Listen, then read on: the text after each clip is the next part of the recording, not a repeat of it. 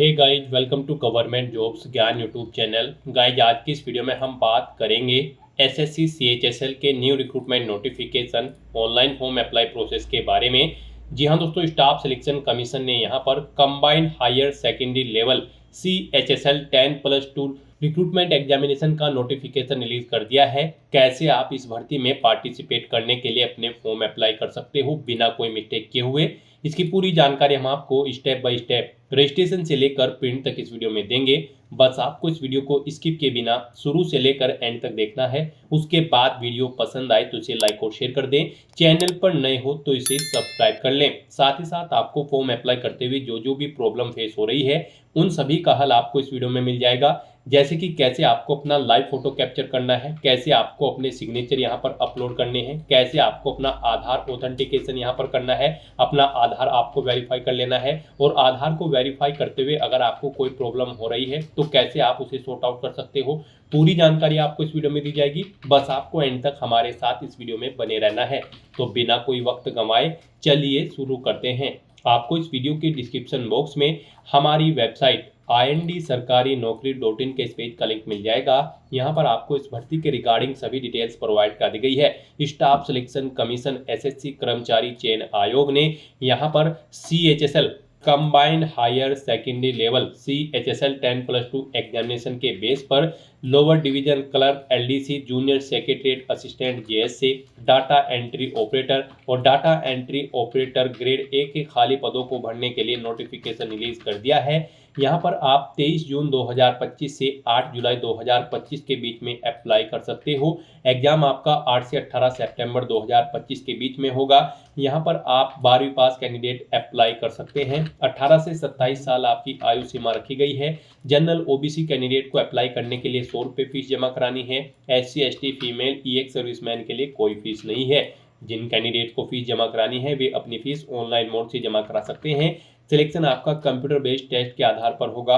Online आप all India से apply कर सकते हैं। उसके लिए आपको इस पेज को नीचे स्क्रॉल डाउन करना है और इम्पोर्टेंट लिंक सेक्शन में आकर ऑफिशियल नोटिफिकेशन PDF लिंक पर क्लिक करके इस भर्ती की ऑफिशियल वेबसाइट को ओपन कर लेना है और नोटिस बोर्ड के सेक्शन में से आपको SSC CHSL 2025 के एडवर्टाइजमेंट को ओपन कर लेना है और इसमें से आपको पूरी डिटेल रीड कर लेनी है। यहाँ पर आपको सभी डिटेल मिल जाएगी, जैसे कि क्या पोस्ट का नाम है, कितनी उसके लिए नंबर ऑफ वैकेंसीज है, कैसे आप अप्लाई कर सकते हो, कब से कब तक अप्लाई कर सकते हो, क्या आपका एलिजिबिलिटी क्राइटेरिया होना चाहिए। पूरी जानकारी आप ऑफिशियल नोटिफिकेशन में से रीड करें, उसके बाद अपने फॉर्म अप्लाई कर लें।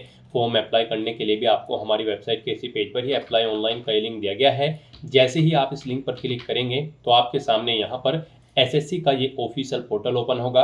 गाइस, यहाँ पर आने के बाद आपको इस वेबसाइट के टॉप पर ही लॉगिन और रजिस्टर की ये टैब दी गई है। आपको इस पर क्लिक करना है। उसके बाद आपके सामने ये पॉपअप शो होगा। यहाँ पर अगर आपने पहले से रजिस्ट्रेशन कर रखा है और अपनी आधार इनेबल प्रोसेस कंप्लीट कर रखी है तो यहाँ पर बस अब आपको अपना रजिस्ट्रेशन नंबर एंटर करना है, अपना पासवर्ड आपको एंटर करना है, ये कैप्चा कोड आपको यहाँ पर एंटर करना है और लॉगिन की इस टैब पर क्लिक करते हुए आपको अपने डैशबोर्ड में लॉगिन कर लेना है और वहां से अपना फॉर्म अप्लाई करना है। गाइस, हम आपको बता दें यहाँ पर SSC ने आधार इनेबल प्रोसेस कर दिया है। जी हाँ दोस्तों, यहाँ पर अब आपको अपना आधार वेरीफाई करना मस्ट है। बिना उसके यहाँ पर अब आप SSC की किसी भी भर्ती के लिए फॉर्म अप्लाई नहीं कर पाओगे। तो अगर आपने अपनी आधार प्रोसेस कंप्लीट कर रखी है तो आप लॉगिन करके फॉर्म अप्लाई कर सकते हो। और अगर आप SSC की किसी भी भर्ती के लिए फर्स्ट टाइम अप्लाई करने जा रहे हो या फिर आप नए सिरे से रजिस्ट्रेशन करना चाहते हो तो यहाँ पर आपको न्यू यूजर रजिस्टर नाउ का ये लिंक दिया गया है। आपको रजिस्टर नाउ के इस लिंक पर क्लिक करना है। उसके बाद आपके सामने यहाँ पर रजिस्ट्रेशन का प्रोसेस स्टार्ट हो जाएगा। यहाँ से आप अपना SSC की वेबसाइट पर वन टाइम रजिस्ट्रेशन कर सकते हो। यहाँ पर आने के बाद हम आपको बता दें, आपको 4 स्टेप कंप्लीट करने हैं, आपका OTR कंप्लीट हो जाएगा। सबसे पहले यहाँ पर आपको अपनी पर्सनल डिटेल देनी है, फिर आपको अपना पासवर्ड यहाँ पर क्रिएट करना है, अपनी एडिशनल डिटेल देनी है, उसमें आपको अपनी नेशनैलिटी, एड्रेस और एजुकेशनल क्वालिफिकेशन की डिटेल देनी होगी। फिर यहाँ पर आपको अपनी डिटेल्स को डिक्लेयर करते हुए अपना रजिस्ट्रेशन कंप्लीट कर लेना है। तो इन 4 स्टेप्स को कंप्लीट करते हुए यहाँ पर आपको अपना OTR कंप्लीट करना है। उसके लिए यहाँ पर अब आपको कंटिन्यू की स्टेप पर क्लिक कर देना है। जैसे ही आप स्टेप पर क्लिक करेंगे आपके सामने यहाँ पर रजिस्ट्रेशन का फॉर्म स्टार्ट हो जाएगा। यहाँ पर अब आपको सबसे पहले अपनी पर्सनल डिटेल देनी है। इसमें यहाँ पर सबसे पहले आपको ऑप्शन दिया गया है क्या आपके पास यहाँ पर आधार कार्ड है। यहाँ पर एसएससी ने अब भर्तियों के लिए आधार कार्ड मस्ट कर दिया गया है। आधार प्रोसेस आपको इनेबल कर लेनी है। तो अगर आपके पास आधार है तो आप यस ऑप्शन सेलेक्ट करेंगे। और गाइस यहाँ पर अगर आपके पास आधार नहीं है उसके लिए भी ऑप्शन है। अगर यहाँ पर आपके पास आधार नहीं है तो आप नो ऑप्शन सेलेक्ट करेंगे। फिर यहाँ पर आपको अपने कुछ डॉक्यूमेंट्स अपलोड करने होंगे, जैसे कि यहाँ पर आपको अपना नेम प्रूफ डॉक्यूमेंट अपलोड करना होगा। उसमें आपको अपना Aadhaar card, voter ID card, PAN card, driving licence, government ID card या फिर गवर्नमेंट सर्विस आइडेंटिटी कार्ड आपको अपलोड करना होगा, या फिर आपका पेंशन कोई डॉक्यूमेंट, पेंशन डॉक्यूमेंट भी आप अपलोड कर सकते हैं। आप चूज फाइल बटन पर क्लिक करें, फाइल को सिलेक्ट करें और इनमें से कोई भी डॉक्यूमेंट आप अपना अपलोड कर दें। उसके बाद यहाँ पर आपको अपना date of birth proof certificate upload करना है। इसमें आपका बर्थ सर्टिफिकेट हो सकता है, स्कूल लिविंग सर्टिफिकेट हो सकता है, certificate of date of issued by gazetted officer या फिर आधार कार्ड यहाँ पर आपको अपलोड करना है चूज फाइल के ऑप्शन पर क्लिक करते हुए। उसके बाद यहाँ पर आपको अपना एड्रेस प्रूफ अपलोड करना होगा। यहाँ पर ये डॉक्यूमेंट आपको उन केस में अपलोड करने हैं अगर आपके पास आधार नहीं है। एड्रेस प्रूफ में आपको अपना आधार कार्ड या फिर वोटर आईडी कार्ड या फिर ड्राइविंग लाइसेंस या फिर बैंक की स्टेटमेंट यहाँ पर आपको अपलोड कर देनी है, या फिर रेंट का एग्रीमेंट या फिर इनकम टैक्स असेसमेंट ऑर्डर यहाँ पर आप अपलोड कर सकते हैं चूज फाइल के इस बटन पर क्लिक करते हुए। उसके बाद यहाँ पर आपको अपना फोटो अपलोड करना है चूज फाइल के बटन पर क्लिक करते हुए। फिर यहाँ पर आपको अपना जेंडर प्रूफ अपलोड करना है। जेंडर प्रूफ में आपका आधार कार्ड हो सकता है, वोटर आईडी कार्ड हो सकता है, बर्थ सर्टिफिकेट हो सकती है या फिर आपका स्कूल लिविंग सर्टिफिकेट हो सकता है। यहाँ पर अगर आपके पास आधार नहीं है तो आपको इन सारे डॉक्यूमेंट्स को यहाँ पर अपलोड करना होगा। बेस्ट है यहाँ पर आपके पास आधार है तो आप आधार की डिटेल दें। यहाँ पर मोस्टली इंडिया में सभी के पास अब आधार अवेलेबल है, तो यहाँ पर आपको यस का ऑप्शन सेलेक्ट करना है do you have a Aadhaar card में। और उसके बाद यहाँ पर गाइड आपको अपना आधार नंबर यहाँ पर एंटर करना है। वही नंबर एक बार फिर से आपको एंटर करके उसे वेरीफाई कर लेना है। और फिर यहाँ पर गाइज आपको इस चेकबॉक्स को ओके करना है। इस I have state that I know objection in details को रीड करने के बाद यहाँ पर अगर आप अपना ओटीपी सुनना चाहते हैं तो स्विच टू हिंदी या फिर इंग्लिश, जिस भी लैंग्वेज में आप चाहते हैं यहाँ पर उस पर क्लिक करके उसे स्विच कर ले। और फिर आप इस ऑप्शन पर क्लिक करते हुए, जी हाँ दोस्तों, इस माइक के ऑप्शन पर क्लिक करते हुए आप अपना ओटीपी सुन ले और फिर उसे यहाँ पर एंटर कर दे। और गाइज यहाँ पर अगर आप सुनना नहीं चाहते हैं तो फिर यहाँ पर आपको सेंड ओटीपी के इस ऑप्शन पर क्लिक करना है। फिर आपके रजिस्टर्ड मोबाइल नंबर पर जिससे आपका आधार लिंक है उस पर एक ओटीपी आएगा, वो ओटीपी आपको यहाँ पर एंटर करना है। और फिर गाइज आपको वेरीफाई ओटीपी के ऑप्शन पर क्लिक करके अपना आधार वेरीफाई कर लेना है। फिर आपके सामने यहाँ पर शो हो जाएगा आपका आधार सक्सेसफुली वेरीफाइड हो चुका है। ग्रीन कलर में आपको वेरीफाइड का ऑप्शन यहाँ पर मिल जाएगा। उसके बाद गाइज यहाँ पर आपको अपना नाम एंटर करना है अपनी 10वीं की मार्कशीट के अकॉर्डिंग। फिर आपको वही नाम एक बार फिर से एंटर करके वेरीफाई कर लेना है। फिर आपसे पूछा गया है कि क्या आपने कभी अपना नाम चेंज किया है। अगर किया है तो आप यहाँ पर यस ऑप्शन सेलेक्ट करें और फिर वो चेंज नेम यहाँ पर आप एंटर करें। फिर उसे एक बार फिर से एंटर करके वेरीफाई कर ले। और अगर आपने अपना नाम कभी चेंज नहीं किया है तो यहाँ पर आपको नो ऑप्शन ही सिलेक्ट रहने देना है। उसके बाद यहाँ पर आपको अपना जेंडर सिलेक्ट करना है, आप मेल हो, फीमेल हो या फिर ट्रांसजेंडर, आप अपने अकॉर्डिंग ऑप्शन सेलेक्ट करें। दोबारा से अपना जेंडर सेलेक्ट करके उसे वेरीफाई कर लें।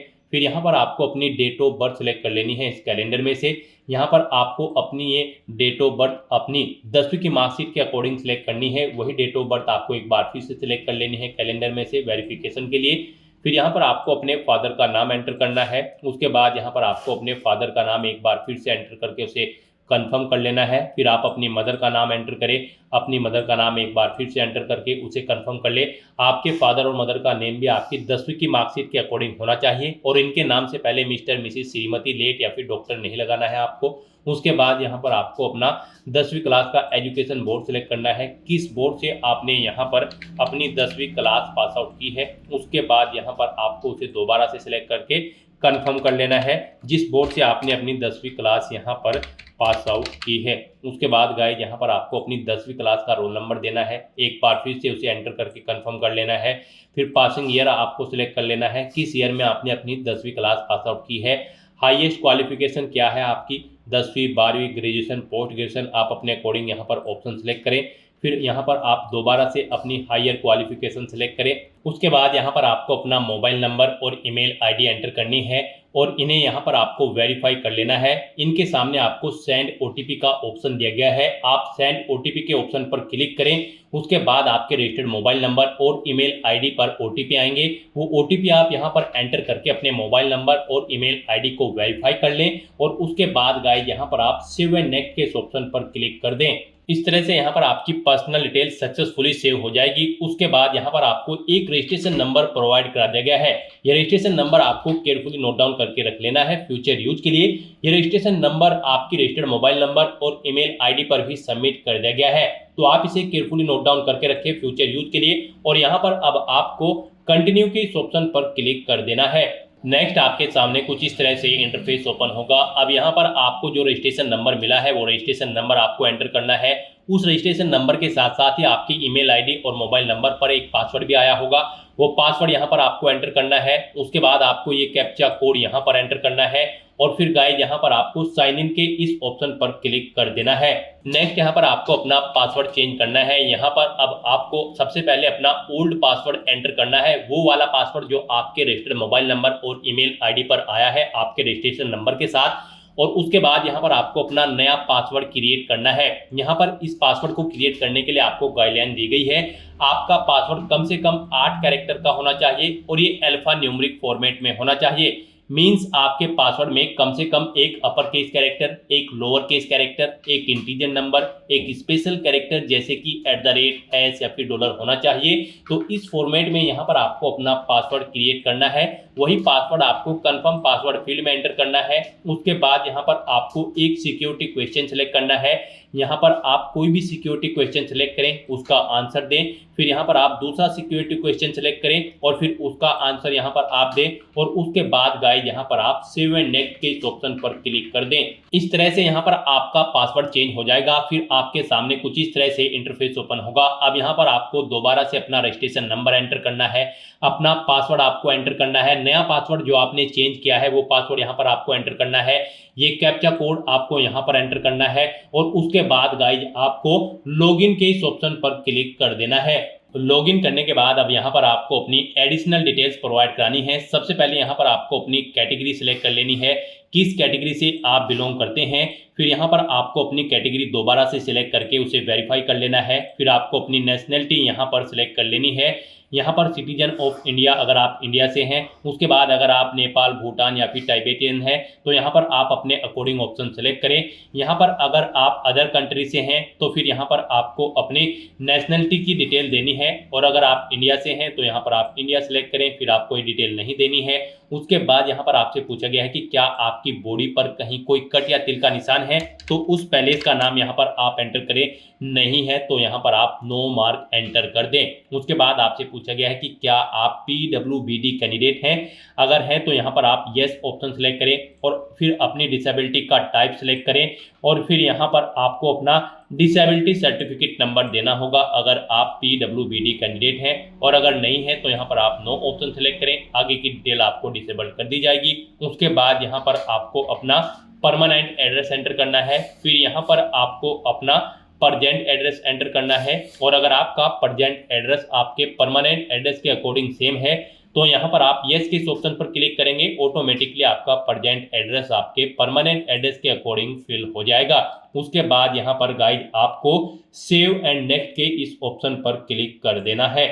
आपकी एडिशनल डिटेल सक्सेसफुली सेव करने के बाद आपको डिक्लेरेशन सेक्शन में रिडायरेक्ट कर दिया जाएगा। यहाँ पर आने के बाद आप अपने रजिस्ट्रेशन फॉर्म का प्रीव्यू भी चेकआउट कर सकते हो। आप प्रीव्यू OTR के ऑप्शन पर क्लिक करें और अपने रजिस्ट्रेशन फॉर्म का प्रीव्यू चेकआउट कर लें और उसका प्रिंट आउट भी आप ले सकते हो। और फिर यहाँ पर अब गाइड आपको आई एग्री के चेकबॉक्स को ओके करना है और उसके बाद आपको डिक्लेयर के ऑप्शन पर क्लिक कर देना है। इस तरह से यहाँ पर आपका SSC one time registration successfully complete हो चुका है। आपको आपके डैशबोर्ड में डायरेक्ट कर दिया गया है। यहाँ पर अपने डैशबोर्ड में आने के बाद आपको लाइव एग्जामिनेशन के सेक्शन में आना है। यहाँ पर करंट में SSC की जितनी भी भर्तियां चल रही होंगी उनकी लिस्ट आपको शो कर दी जाएगी। आपको यहाँ पर आने के बाद SSC CHSL 10+2 लेवल एग्जामिनेशन के सेक्शन में आना है और यहाँ पर आने के बाद आपको अप्लाई की स्टेप पर क्लिक कर देना है। फिर यहाँ पर आपको कुछ जनरल इंस्ट्रक्शंस प्रोवाइड रह गए हैं, आपको इन्हें केयरफुली रीड कर लेना है। पेज को नीचे स्क्रॉल डाउन करना है और उसके बाद यहाँ पर आपको फिल फॉर्म के इस ऑप्शन पर क्लिक कर देना है। नेक्स्ट आपके सामने कुछ इस तरह से इंटरफेस शो होगा। यहाँ पर आपको आपकी पर्सनल डिटेल शो कर दी गई है। ये नॉन एडिटेबल है, आप इसे एडिट नहीं कर सकते हो। ये डिटेल आपके रजिस्ट्रेशन से फैच कर ली गई है। रजिस्ट्रेशन टाइम पे आपने जो अपनी पर्सनल डिटेल प्रोवाइड कराई थी उसे यहाँ पर आपको शो कर दिया गया है। आपको सभी डिटेल्स चेक करनी है। पेज को नीचे स्क्रॉल डाउन करना है और नेक्स्ट के इस ऑप्शन पर क्लिक कर देना है। नेक्स्ट यहाँ पर आपको अपनी एडिशनल इन्फॉर्मेशन देनी है। यहाँ पर आपसे पूछा गया है कि क्या आप एक्स सर्विसमैन हैं या फिर आर्म फोर्स में आप सर्विस करते हैं। अगर करते हैं तो आप यहाँ पर यस ऑप्शन सेलेक्ट करें और फिर उसकी डिटेल दें, जैसे कि यहाँ पर आपको ज्वाइनिंग डेट देनी होगी आर्म फोर्सेज की और उसके बाद यहाँ पर अगर आप जॉब छोड़ चुके हैं डिस्चार्ज डेट यहाँ पर आपको देनी होगी, कब आपने जॉब छोड़ी है। लेंथ ऑफ सर्विस आपकी इन डेट के अकॉर्डिंग कैलकुलेट करके आपको शो कर दी जाएगी और यहाँ पर इस तरह से आपको अपनी डिटेल देनी है। डेट ऑफ ज्वाइनिंग देनी है सिविल पोस्ट की, अगर आप सिविल पोस्ट पर कार्यरत थे, और अगर आप एक सर्विसमैन नहीं है आपको यहाँ पर नो ऑप्शन सेलेक्ट करना है, आगे की डिटेल नहीं देनी है।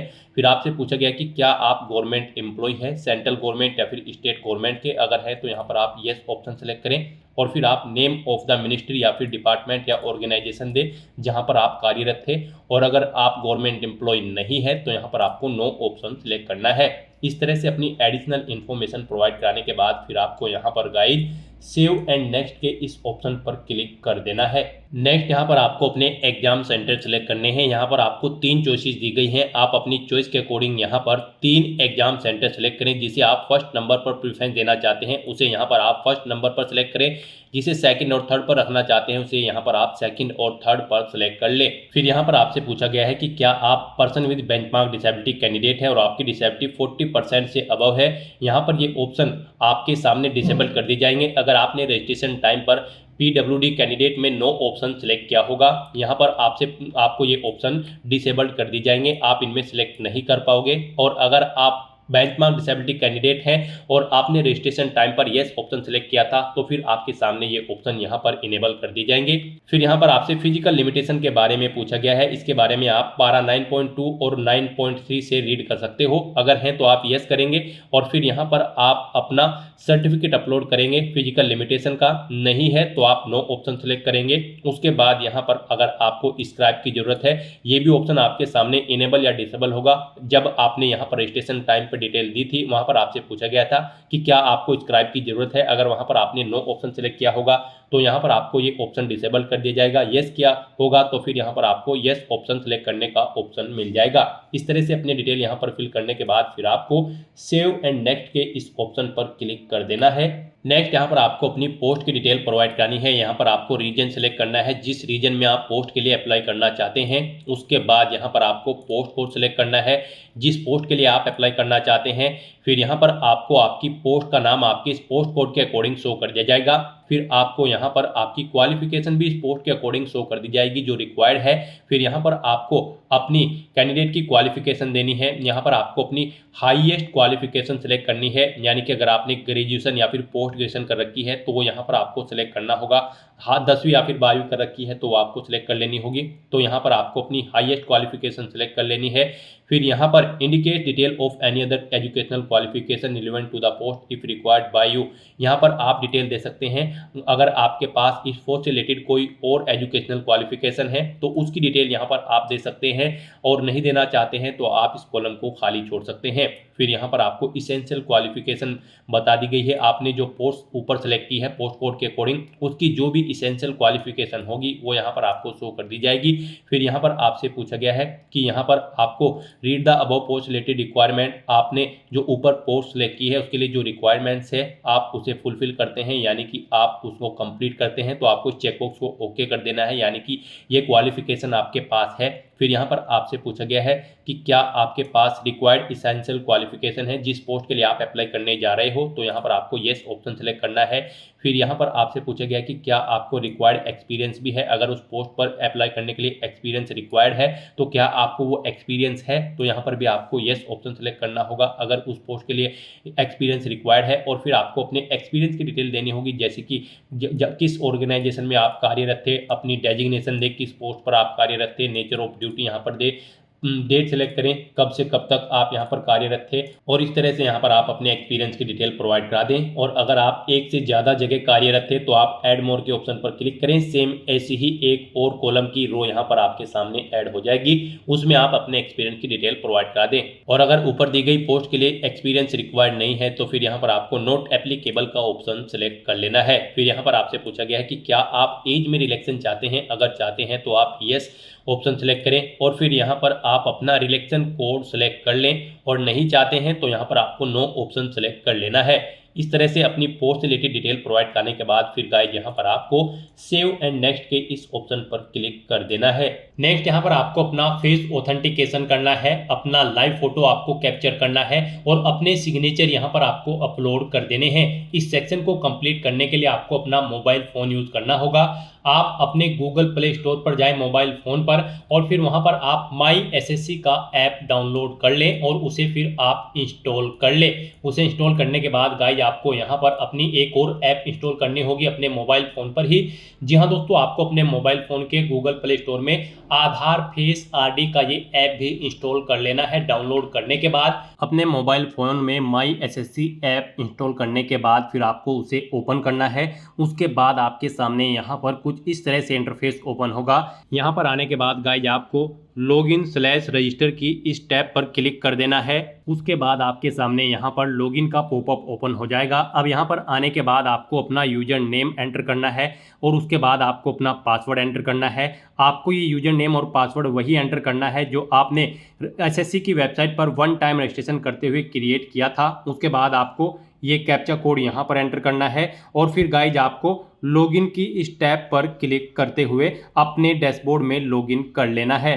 फिर यहाँ पर आपका डैशबोर्ड आपके सामने शो हो जाएगा। यहाँ पर आने के बाद अब आपको डैशबोर्ड के इस ऑप्शन पर क्लिक करना है। यहाँ पर आने के बाद में आपको माई एप्लीकेशन की इस टैब पर क्लिक करना है। फिर यहाँ पर आपके सामने जो भी करंट में वैकेंसी चल रही है उनकी लिस्ट शो कर दी जाएगी। आप यहाँ पर एसएससी की जिस भी भर्ती के लिए अप्लाई करना चाहते हैं उसी भर्ती के लिए आपको कंटिन्यू की टैब पर क्लिक करना होगा। यहाँ पर आपको आपकी पर्सनल डिटेल शो कर दी जाएगी। इसी तरह से आपको एजुकेशनल डिटेल शो कर दी जाएगी। उसके बाद में एडिशनल इंफॉर्मेशन शो कर दी जाएगी और उसके बाद में आधार ऑथेंटिकेशन वेरिफिकेशन की डिटेल शो की जाएगी। तो आपको सेव एंड नेक्स्ट की टैब पर क्लिक करते हुए step by step Aadhaar authentication verification के सेक्शन में आना होगा। यहाँ पर आने के बाद में आपको इस चेकबॉक्स को ओके करना होगा और यहाँ पर आधार फेस ऑथेंटिकेशन की टैब पर क्लिक करना होगा। आधार फेस ऑथेंटिकेशन की टैब पर क्लिक करने के बाद में आपको आधार फेस आरडी का एप्लीकेशन डाउनलोड करना है। अगर आपके मोबाइल में पहले से ही आधार फेस आरडी इंस्टॉल्ड है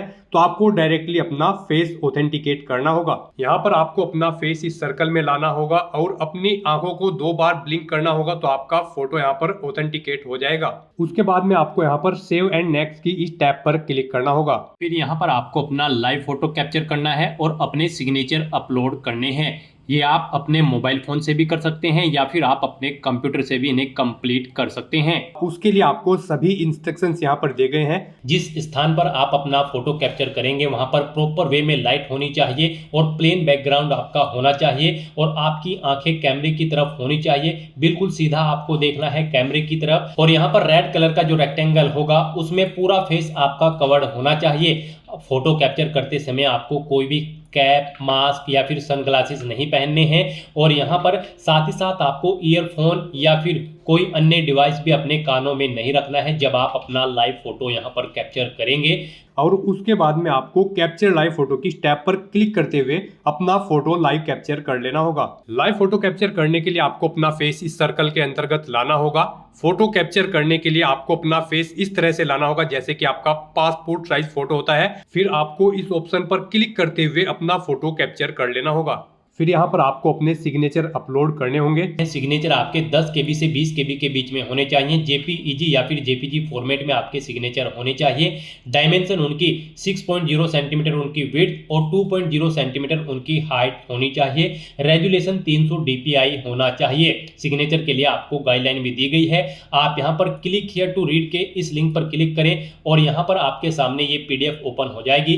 इसमें आप चेकआउट कर सकते हो कि किस तरह से आपके सिग्नेचर होने चाहिए। यहाँ पर एक बॉक्स के अंदर आपके सिग्नेचर होने चाहिए। कुछ इस तरह से यहाँ पर आपके सिग्नेचर एक्सेप्टेबल होंगे। गाइस, इस फॉर्मेट में आपके सिग्नेचर एक्सेप्टेबल होंगे और इन फॉर्मेट्स में आपके सिग्नेचर यहाँ पर एक्सेप्टेबल नहीं होंगे। आपको इन्हें केयरफुली चेकआउट कर लेना है। एग्जांपल्स आपको यहाँ पर दिए गए हैं, इनके अकॉर्डिंग आपको अपने सिग्नेचर करने हैं। सिग्नेचर अपलोड करने के लिए आपको अपलोड योर सिग्नेचर की टैब पर क्लिक करना होगा। इस टैब पर आप क्लिक करें, अपनी फाइल को सिलेक्ट करें और यहाँ पर अपना सिग्नेचर अपलोड कर दें। उसके बाद में यहाँ पर आपको सेव एंड नेक्स्ट की इस टैब पर क्लिक करना होगा। तो दोस्तों, इस तरह से आपका आधार ऑथेंटिकेशन वेरिफिकेशन कंप्लीट हो जाएगा, आपका लाइव फोटो कैप्चर हो जाएगा और आपके सिग्नेचर भी अपलोड हो जाएंगे। नेक्स्ट यहाँ पर आपको आपके एप्लीकेशन फॉर्म का पूरा प्रीव्यू शो कर दिया गया है। आपको सभी डिटेल्स केयरफुली चेकआउट करनी है। पेज को नीचे स्क्रॉल डाउन करना है। कहीं पर कोई मिस्टेक है तो आप गो बैक के बटन पर क्लिक करके यहाँ पर एडिट कर सकते हो, नहीं तो यहाँ पर बस अब आपको सेव एंड नेक्स्ट के इस ऑप्शन पर क्लिक कर देना है। नेक्स्ट आपके सामने डिक्लेरेशन सेक्शन ओपन हो जाएगा। आपको आई एग्री की इस चेकबॉक्स को ओके करना है। ये कैप्चा कोड आपको यहाँ पर एंटर करना है और उसके बाद गाइस आपको सबमिट के इस ऑप्शन पर क्लिक कर देना है। इस तरह से यहाँ पर आपका एप्लीकेशन फॉर्म सक्सेसफुली सबमिट हो जाएगा। आपको मैसेज शो हो जाएगा। यहाँ पर आपका फॉर्म तो सबमिट हो चुका है, लेकिन इसका कंटेंट वेरिफिकेशन पेंडिंग है। उसके बाद यहाँ पर आपको आपके एप्लीकेशन फॉर्म का स्टेटस शो कर दिया जाएगा। कंटेंट वेरिफिकेशन करने के बाद तो यहाँ पर अब आप प्रिंट एप्लीकेशन के इस ऑप्शन पर क्लिक करके अपने एप्लीकेशन फॉर्म का एक हार्ड कॉपी प्रिंट आउट ले सकते हो फ्यूचर यूज के लिए। यहाँ पर गाइज, अगर आप रिजर्व कैटेगरी से बिलोंग करते हो तो आपका फॉर्म सक्सेसफुली सबमिट हो चुका है, और अगर आप अनरिजर्व कैटेगरी कैंडिडेट हैं तो पहले यहाँ पर आपको 100 रुपये फीस के रूप में जमा कराने होंगे, debit card, credit card, net banking या फिर UPI के माध्यम से। उसके बाद आपका फॉर्म सबमिट होगा और आप प्रिंट एप्लीकेशन के ऑप्शन पर क्लिक करके अपने एप्लीकेशन फॉर्म का एक प्रिंट आउट ले सकते हो फ्यूचर यूज के लिए। यहाँ पर आपको गो टू डैशबोर्ड का ऑप्शन भी दिया गया है। जैसे ही आप इस पर क्लिक करेंगे आपको आपके डैशबोर्ड में रिडायरेक्ट कर दिया जाएगा। वहां से आप अपने एप्लीकेशन फॉर्म का स्टेटस चेकआउट कर सकते हो और वहां से भी आप अपने फॉर्म का एक हार्ड कॉपी प्रिंट आउट ले सकते हो फ्यूचर यूज के लिए। तो दोस्तों, ऐसे आप SSC CHSL 10+2 लेवल एग्जामिनेशन की इस भर्ती के लिए अपने फॉर्म अप्लाई कर सकते हो बिना कोई मिस्टेक किए हुए। आज की इस वीडियो में बस इतना ही। आई होप ये वीडियो आपको पसंद आई होगी। अगर पसंद आई हो तो इसे लाइक और शेयर करें। चैनल पर नए हो तो इसे सब्सक्राइब कर ले। Thanks for watching.